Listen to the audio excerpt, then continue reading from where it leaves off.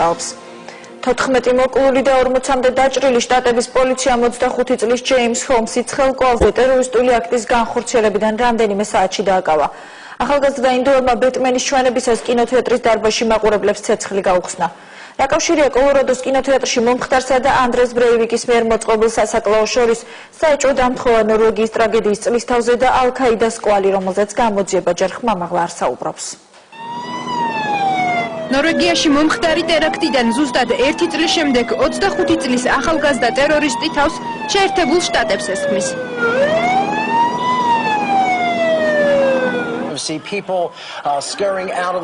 ეს კადრები სამოყვარულო კამერით არის გადაღებული. ის მსოფლიოს თითქმის ყველა წამყვანი ტელეკომპანიის ეთერით გადაიცემოდა. ვიდეო მასალაში კარგად ჩანს თუ როგორ გამორბიან სროლის ფონზე მაყურებლები კინოთეატრის დარბაზიდან. მათი უმეტესობა დაჭრილია. პოლიციამ 14 ადამიანის მკვლელობაში ბრალდებული 25 წლის ჯეიმს ჰოლმსი უკვე დააკავა. წარმოშობით ინდოელი ტერორისტი შემთხვევის ადგილიდან რამდენიმე მეტრში აიყვანეს. მკვლელობაში ეჭვმიტანილის საცხოვრებელი ბინიდან ამოღებულია დიდი რაოდენობით იარაღი და ასაფეთქებელი ნივთიერებები. ქალაქ დენვერის მიმდებარე ტერიტორიაზე ევაკუირებულია მოსახლეობაც. მკვლელობაში ეჭვმიტანილის შემთხვევის ადგილიდან მოშორებით მანქანის სადგომზე ავიყვანეთ. მეორე ეჭვმიტანილის ვერსიაზე ამ დროისთვის არ უმუშაობს. ახალგაზრდა მამაკაცის ბინიდან ჭხრიკისას ამოღებულია იარაღი და ასაფეთქებელი საშუალება. სხვა დეტალები მედიისთვის მოგვიანებით გახდება ცნობილი. სისხლიანი ტრაგედია დენვერთან ახლოს პატარა ქალაქ ავრორას კინოთეატრში ბეტმენის მორიგი სერიის პრემიერაზე მოხდა. პრემიერის დაწყებიდან ზუსტად 1 საათში კინოდარბაზში უცნობმა მამაკაცმა ჯერ ცრემლსადენი კაფსულა ისროლა, შემდეგ კი მაყურებელს სანადირო თოფიდან საფანტი დაუშინა. ტერორისტი შეიარაღებული იყო დენთით, ჩაშხენითა და ცეცხლსასროლი იარაღით. მას წვია გამომტარი ჟილეტი ეცვა და აირწინა ღიობეთა.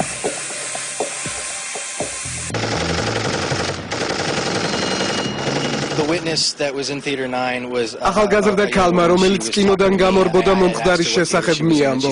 მისი აღწერით 40 წლამდე მამაკაცმა, რომლის სიმაღლე 12 მეტრამდე იყო, ჯერ დარბაზის კარი შეანგრია. ისროლა ცრემლსადენი გაზის შემდეგ კინელი ნაბიჯებით დაიწყო ცეცხლსასროლი იარაღით მაყურებლის ჩახოცვა. ტერორისტის რკინის ჩაფხუტი ეხურა და შავებში იყო გამოწყობილი.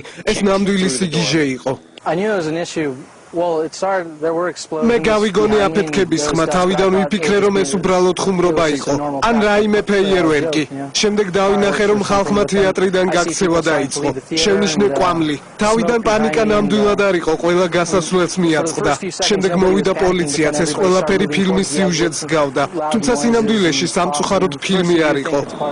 დენვერში მომხდარ საზარელ ფაქტს უკვე გამოეხმაურა ქვეყნის პირველი პირი. ბარაკ ობამამ ავრორას მოსახლეობას მხარდაჭერა აღუთქვა და სამართალდამცველებს საქმის გამოძიება დაავალა. მიშელი და მე შოკირებული ვართ სრულიად მოულოდნელი და საშინელი ტრაგედიით, რომელიც კოლორადოში მოხდა.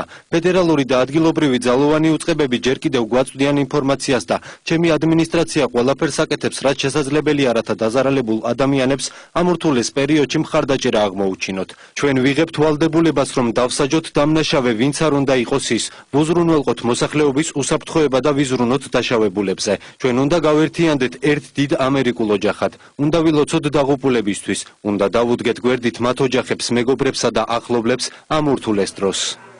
გამოძიებას რამდენიმე ვერსია უკვე აქვს. არსებობს ინფორმაცია, რომ ინდოელი ტერორისტი დავალებებს ტერორისტული დაჯგუფება ალ-ქაიდასგან იღებდა. ამ ეჭვს რამდენიმე თვის წინ შტატების მიმართ დაჯგუფების ლიდერების მუქარა ამყარებს. ჯერ კიდევ რამდენიმე თვის წინ ამერიკული მედია საშუალებები მოსახლეობას მოსალოდნელი ტერაქტების შესახებ აფრთხილებდნენ. მუქარიდან რამდენიმე საათში სამართალდამცველებმა კლივლენდსა და ოჰაიოში ხიდების აფეთქების მცდელობაში 5 ანარქისტი დააკავეს. არის თუ არა 33 წლის ანდრეს ბრეივიკსა და ინდოელ ჰოლმს შორის კავშირი, ეს ამ დრომდე უცნობია. თუმცა გამომძიებლები ნორვეგიაში მომხდარი ტერაქტიდან 1 წლის თავზე დენვერში საზარელ მკვლელობას უბრალოდ დამთხოვად არ მიიჩნევენ.